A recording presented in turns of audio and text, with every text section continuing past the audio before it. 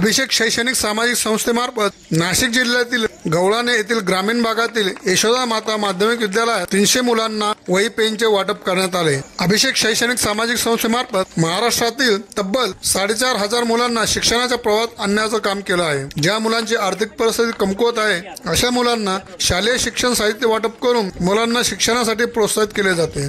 ज्या मुलांची आर्थिक परिस्थिती कमकुवत आहे अशा मुलांची फीस भरून मुलं शिकवली पाहिजे, कारण ती उद्या देशाची भवितव्य आहे। अशा भावना मुलांमध्ये रुजवण्याचे काम अभिषेक शैक्षणिक सामाजिक संस्थेच्या अध्यक्षा सौ सुनीता नागरे करत आहेत। गवळाणे शाळेतील यशोदा माता माध्यमिक विद्यालय येथील तब्बल 300 मुलांना वही पेन संस्थेच्या अध्यक्षा सौ सुनीता नागरे, मुंबई उपनगर अध्यक्ष सूरज विश्वकर्मा, संस्थेच्या सदस्य साक्षी नागरे, शाळेतील सौ रावले वर्षा Ganesh, Shrimati बदाने MB, Shrimati Sonawane HD, Shri गायभाई Arun Bandu, Shri More VS शिक्षक वृंद उपस्थित होते।